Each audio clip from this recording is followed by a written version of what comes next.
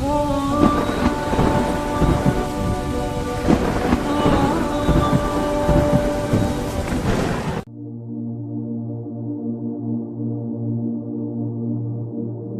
اللہ الرحمن الرحیم والصلاة والسلام علی رسولہ الکریم وعلی آلہ وصحبہ اجمعین، اما بعد۔ میرے محترم بھائیوں، بہنوں، بچوں، بچیوں، عزیزوں، جاننے والے، نہ جاننے والے، السلام علیکم ورحمۃ اللہ وبرکاتہ۔ کچھ دنوں سے میں قرآن سے اللہ کی پسندیدہ ہستیاں کون ہیں، کہ اللہ کس کو پسند کرتا ہے، ولی دوست کو کہتے ہیں۔ اللہ کا دوست کون ہے؟ وہ یہ کوئی وراثتی چیز نہیں ہے کہ ایک بڑے اولیاء اللہ تھے تو اب ان کا بیٹا بھی انہی جیسا ہوگا۔ ہمارے یہاں وراثت چلتی ہے کہ بڑے بزرگ کا بیٹا بھی بزرگ بن جاتا ہے، چاہے وہ کلین شیو ہو، وہ لوگ اس کے پاؤں چوم رہے ہوتے ہیں، جہالت ہے۔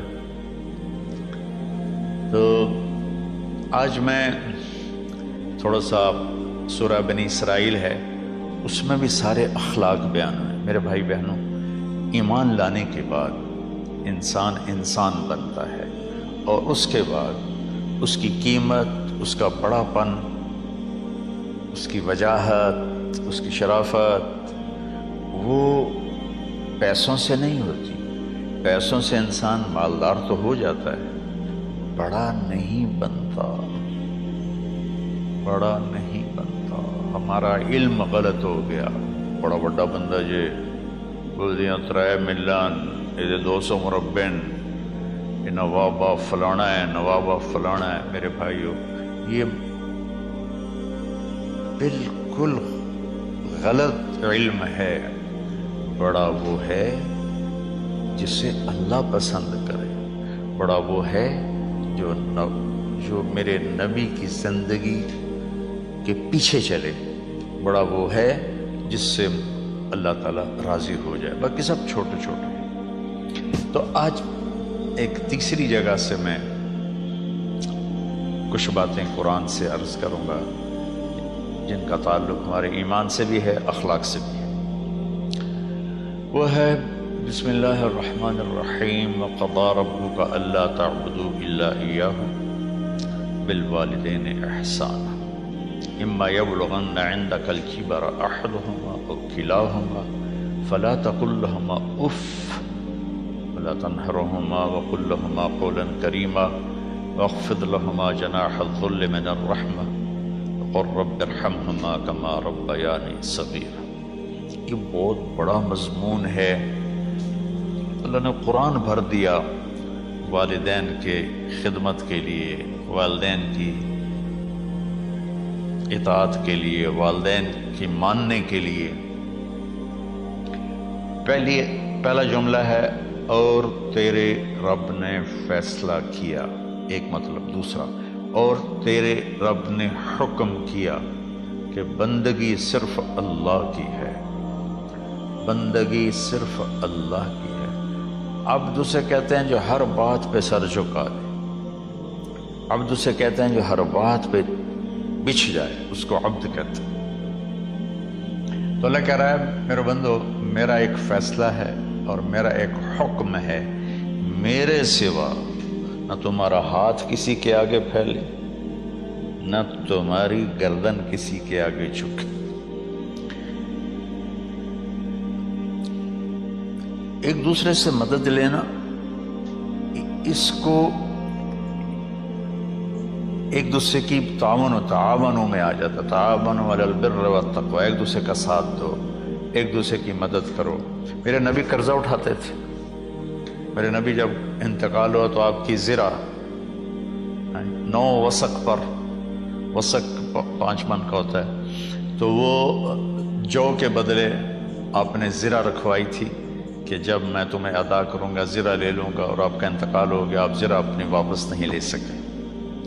وہ چیزیں جن کا تعلق صرف اللہ کی ذات سے ہے اور کوئی نہیں کر سکتا، اس میں صرف اللہ کے آگے ہاتھ پھیلا، جیسے ہم کہتے ہیں مدد، نصرت۔ اللہ کہتا میں ہوں، الا ان نصر اللہ قریب، سنو میری مدد تمہارے قریب ہے۔ تو اللہ تعبدوا الا ایاہ، بس ایک چھوٹا سا جملہ اللہ نے یہاں کیا، چونکہ یہاں اللہ نے والدین اور اخلاق بتانے تھے تو اپنے لیے صرف ایک جملہ بولا، باقی باتیں بھی اللہ کے لیے ہیں، لیکن اللہ نے میری بندگی، اس بندگی سے مراد 5 وقت کی نماز نہیں ہے، حج، روزہ، زکوٰۃ نہیں ہے اس کی مراد، یہ ساری باتیں داخل ہیں، اور اس کے ساتھ 24 گھنٹے کی زندگی اللہ کی مرضی پر گزارو، نفع آئے تو شکر ادا کرو، نقصان ہو تو صبر کرو، برداشت کرو، پھر بھی شکر ادا کرو، کہ میرا رب یہ کہہ رہا ہے کہ میں نے صرف اللہ سے تعلق جوڑنا ہے۔ اللہ کے نبی نے اپنے چچا زاد بھائی عبداللہ بن عباس سے فرمایا کہ یا غلام، اے نوجوان، اوصیک بکلمات فاحفظھا، میں تمہیں چند باتوں کی وصیت کرتا ہوں، کیا؟ احفظ اللہ، احفظ اللہ یحفظک اللہ، یحفظک اللہ، اللہ کے اوامر کی حفاظت کر، اللہ تیری حفاظت کرے گا۔ احفظ اللہ تجدہ تجاہک، تو اللہ کے اوامر، اسلام، حلال حرام کی پہچان کر کے زندگی گزار تو اللہ کو ہر وقت تو اپنی مدد کے لیے تیار پائے گا۔ اور لمبی حدیث ہے، عشاء کی نماز کا وقت ہو رہا ہے، اس میں وہ جملہ جو اس میرے مضمون سے متعلق ہے، وَإِذَا سَأَلْتَ فَاسْأَلِ اللَّهَ، جب بھی مانگو اللہ سے مانگو، جب بھی مانگو اللہ سے مانگو، اللہ کے سوا کوئی دینے والا نہیں ہے، صرف اللہ ہے دینے کے لیے۔ وَإِذَا اسْتَعَنْتَ فَاسْتَعِنْ بِاللَّهِ، اور جب مدد کے لیے ہاتھ اٹھاؤ تو صرف اللہ کو پکارو، جب ضرورت حاجت کے لیے، مدد کے لیے ہاتھ اٹھاؤ تو اپنے اللہ کو پکارو۔ تو یہ حدیث کی بات بھی ہے، جو قرآن کی بات بھی ہے۔ اس کے بعد آگے اللہ کہتا ہے وَبِالْوَالِدَيْنِ إِحْسَانًا، اور اپنے والدین کے ساتھ احسان کرو۔ احسان کا کیا مطلب ہے؟ اللہ آگے اسی کی تشریح کر رہا ہے۔ ویسے احسان کا مطلب عربی میں ہوتا ہے، یہ جو ہمارا اردو کا احسان ہے، میں تیرے تو احسان کیتا ہے تو انہوں نے مالے کی کر رہے ہیں، یہ بھی مطلب ہے، لیکن احسان کا اصل مطلب ہوتا ہے، احسان حسن سے ہے، حسن، حسن سے الف، 2 الف ملے اور احسان بن گیا۔ احسان کا مطلب ہوتا ہے کسی بھی کام کو جو اب دنیا کا ہے، دین کا ہے، اسے انتہائی خوبصورت طریقے سے کرنا۔ جیسے کسی دلہن کا میک اپ ہوتا ہے نا، تو 5-6 گھنٹے 4 گھنٹے کے بعد وہ کہتی ہے، جو ہوتی ہے اس کا میک اپ کرنے والی، کہ جی بس یہ مکمل ہو گیا ہے اور اب اس سے آگے نہیں ہے۔ تو آخری اچھائی کی آخری انتہا پر پہنچ کے کام کرنے کو احسان کہتے ہیں۔ تو میرا اللہ کہہ رہا ہے، میرے بندو، اپنے والدین کے ساتھ وہ کرو کہ جو بھلائی کی، خدمت کی، ماننے کی آخری حد ہے۔ سبحان اللہ۔ بالوالدین احسان، بالوالدین پہلے ہے، احسان بعد میں ہے۔ اللہ تعالیٰ نے باقی سب کو پیچھے کر کے فرمایا کہ دیکھو، خاص طور پہ ماں باپ کے ساتھ وہ رویہ کرو کہ ان کے دل سے دعائیں نکلیں۔ چند دن پہلے ایک والد یوں ہاتھ اٹھا کے کہہ رہا تھا اپنے بیٹے، اکلوتا بیٹا، میں منگنا اللہ کھولو، اللہ تینوں چاہ لگے۔ باپ بیٹے کے لیے یہ دعا مانگ رہا تھا، اور بیٹا اکیلا ہے، یہ بد دعا باپ کر رہا تھا۔ تو بھائیو، ایسی اولاد نہ بنو جس ماں نے پیٹ میں 9 مہینے اٹھایا، پھر جننے کی تکلیف برداشت کی۔ ایک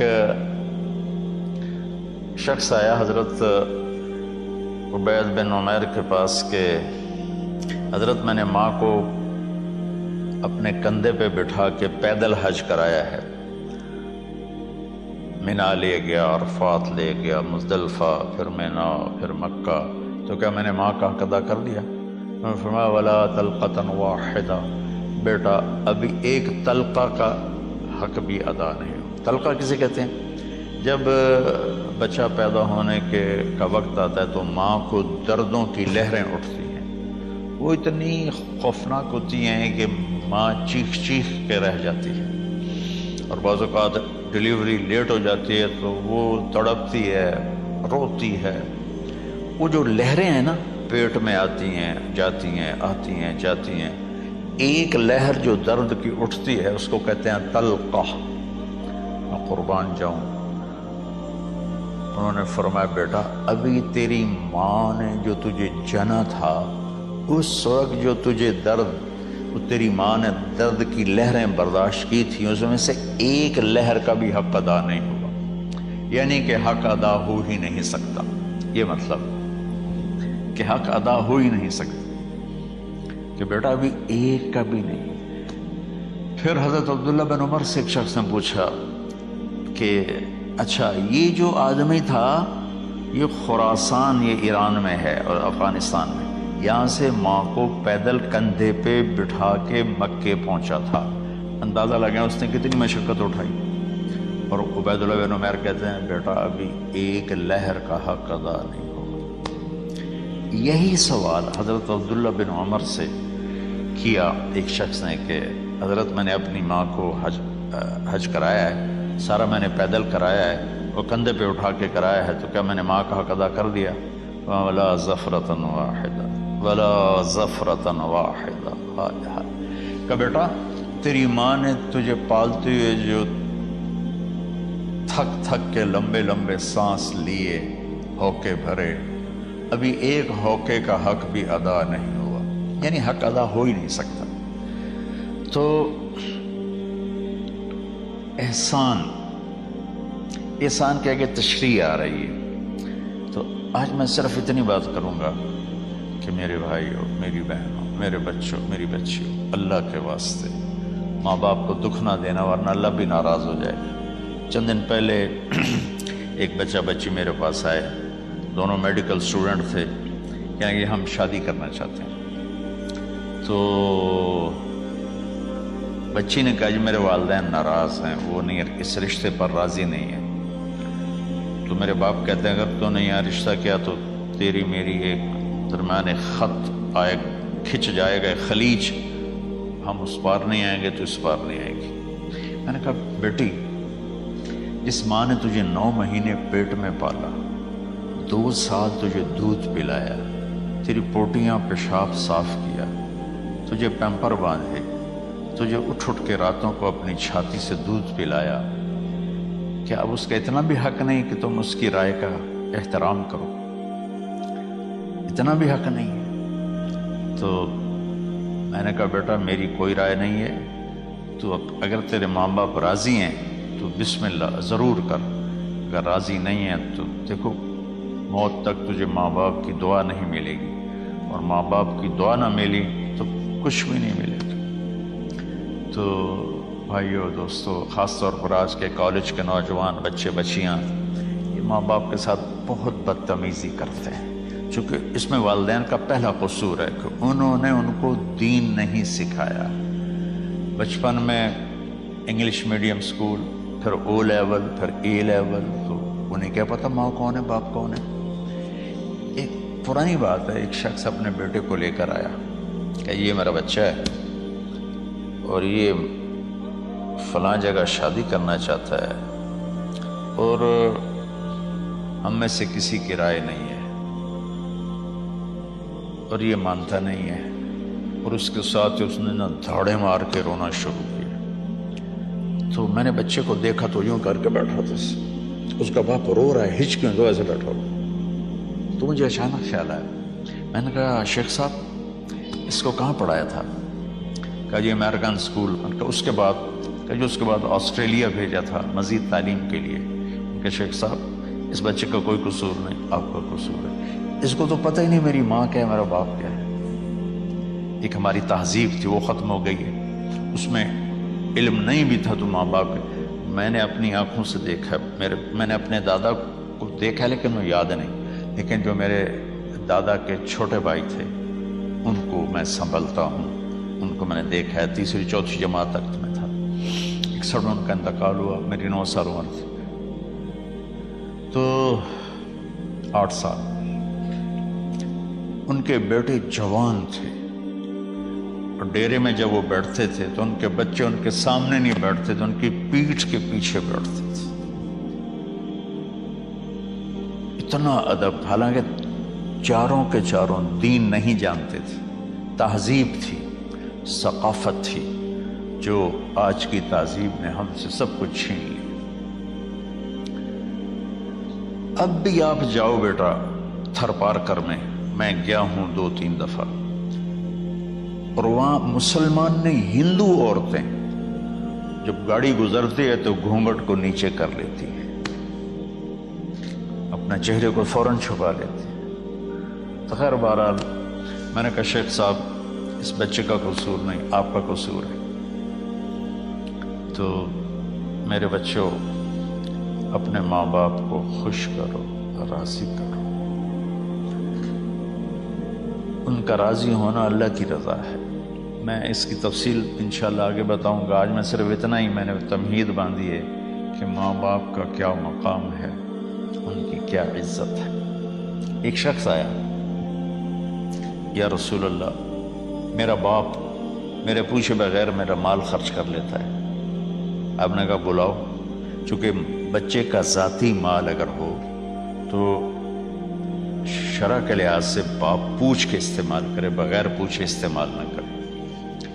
جب اسے پتہ چلا کہ میرے بیٹے نے شکایت کی ہے تو عرب کی شاعری تو مشہور تھی، انہیں دل دل میں کچھ اشعار پڑے. جو آیا تو جبریل پہلے آ گئے. یا رسول اللہ، اللہ تعالیٰ کہہ رہے ہیں آپ اس سے پوچھیں وہ شعر بتاؤ جو تیرے کانوں نے تو نہیں سنے، تیرے دل میں آئے تھے اور اللہ نے سن لیے. تو اللہ کے نبی نے فرمایا بھائی تیرا انشاءاللہ کیس سنتے ہیں، لیکن پہلے وہ شعر سناؤ جو تم نے تو نہیں کہے زبان سے پر اللہ نے سن لیے.